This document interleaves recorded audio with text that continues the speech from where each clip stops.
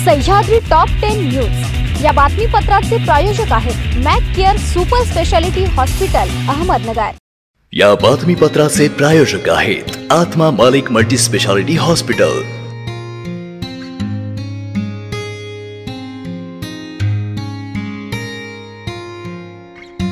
आत्मा Malik multi speciality hospital. हॉस्पिटलच्या मोफत सुविधा, एंजियोग्राफी, एंजियोप्लास्टी, बायपास सर्जरी, सर्व प्रकारचे ओपीडी केस पेपर मोफत। सोनोग्राफी फक्त 400 रुपये आणि एक्सरे फक्त 100 रुपयात। लॅब तपासणीवर 50% सूट आणि औषधांवर 20% पर्यंत सूट। संपर्क 90 90 91 91 96 आणि 7304 75 56 55। Atma Malik multi speciality hospital, Kokamthan, Shirdi Kopargaon road, Samruddhi Mahamarg circle जवळ, कोपरगाव।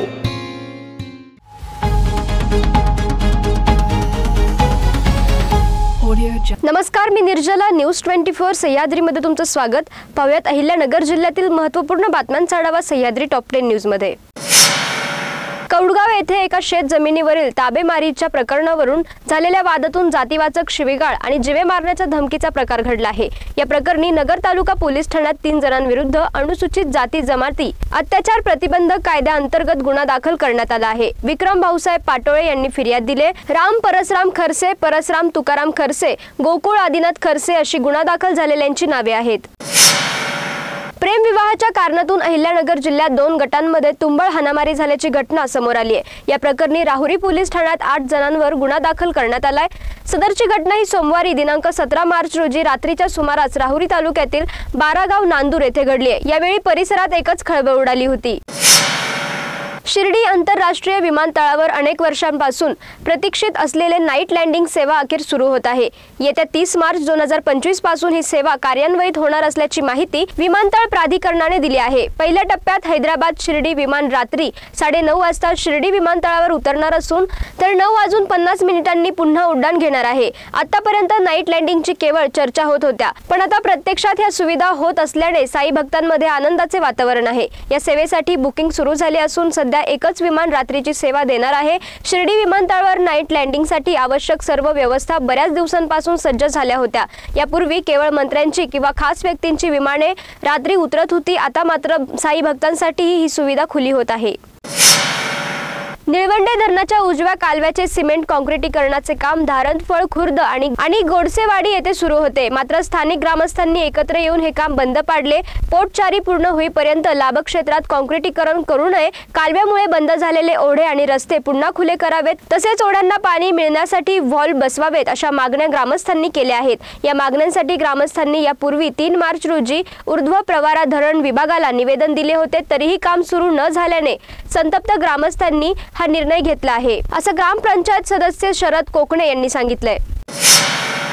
कर्जत तालुक्यातील पाणी टंचाईची शक्यता लक्षात घेऊन तहसीलदार गुरु बिरजादार यांनी कडक पावले उचलण्यास सुरुवात केली आहे। सध्या उन्हाचा तडाखा वाढल्याने अनेक ठिकाणी जलस्रोतांची पातळी खालावली असून ग्रामपंचायत हद्दीतील साठवण तलावांचे पाणी जून 2025 पर्यंत पिण्यासाठी राखीव ठेवण्याचा निर्णय घेण्यात आला आहे। या तलावांमधून अवैध आणि अनधिकृत पाणी उपसा करणाऱ्यांवर कारवाईचा इशारा देखील देण्यात आला असून यासाठी मिरजगाव आणि कर्जत पोलीस ठाण्याच्या हद्दीत 2 भरारी पथकांची नियुक्ती करण्यात आली आहे। सह्याद्री टॉप 10 न्यूज मध्ये घेऊयात एक छोटीशी विश्रांती। कॉंग्रॅच्युलेशन्स वहिनी, बाळ झाल्याबद्दल। पण मी ऐकलंय डिलिव्हरी फार क्रिटिकल होती, आता ठीक आहे ना सगळं? अगं होता थोडा प्रॉब्लेम, पण स्त्रियांच्या आरोग्याची संपूर्ण काळजी घेणारं मातृसेवा होतं ना साथीला, सगळं सुरळीत झालं। किशोर वयापासून ते रजोनिवृत्तीपर्यंत स्त्रीच्या आरोग्याची संपूर्ण काळजी घेणारं अहमदनगर मधील पहिलं स्त्री रुग्णालय Matruseva women's hospital, obstetric ICU, किशोरवयीन आणि विवाहपूर्व समुपदेशन, गरोदर माता तपासणी आणि प्रसूती, पहिल्या सिझेरियन नंतर नॉर्मल डिलिव्हरीची सोय। मातृसेवा विमेन्स हॉस्पिटल, सक्कर चौक, नवीन टिळक रोड, अहमदनगर। फोन 9850 20 0017। विश्रांतीनंतर तुमचं पुन्हा एकदा स्वागत। पाहूयात पुढील बातम्या। श्रीरामपूर शहरातील मिल्टन नगर परिसरात 19 मार्च 2025 रोजी एका वरिष्ठ पत्रकारावर जीवघेणा हल्ला झाल्याची धक्कादायक घटना उघडली आहे। या हल्ल्यात पत्रकार गंभीर जखमी झाले असून त्यांच्याकडून रोकड आणि सोन्याची चेन हिसकावण्यात आली आहे। हल्ल्यामागचे कारण शांतता कमिटीच्या बैठकीत मशिदीवरील भोंग्याच्या आवाजावर केलेली टीका असल्याचे समोर आले आहे। या घटनेने पत्रकारांच्या सुरक्षेचा प्रश्न आता पुन्हा एकदा चर्चेत आला असून पत्रकार संघटनांनी आरोपींवर कठोर कारवाईची मागणी केली आहे। एक बिबट्या काल मध्यरात्री 1 वाजेच्या दरम्यान वन विभागाने लावलेल्या पिंजऱ्यात अडकल्यामुळे शेतकऱ्यांना थोडासा दिलासा मिळाला होता, परंतु अडकलेल्या बिबट्याच्या पिंजऱ्याबाहेर आणखी 3-4 बिबटे गिरट्या घालत असल्याचे शेतकऱ्यांच्या निदर्शनास आल्यानंतर दुसरे बिबटे पकडण्यासाठी तात्काळ या ठिकाणी आणखी पिंजरे लावण्यात यावेत अशी मागणी केली आहे। तरच हा पकडलेला बिबट्या हलवावा अशी भूमिका ग्रामस्थांनी केल्याने ग्रामस्थ आणि वन विभागाच्या कर्मचाऱ्यांमध्ये वाद झाला। मात्र काही वेळातच पकडलेल्या बिबट्या शेजारी पिंजऱ्याबाहेर पुन्हा 3 बिबटे आले आणि त्यांनी पिंजऱ्याच्या दरवाजाला धडका देत पिंजऱ्याचा लॉक वाकून अडकलेल्या बिबट्याची सुटका करून घेतली।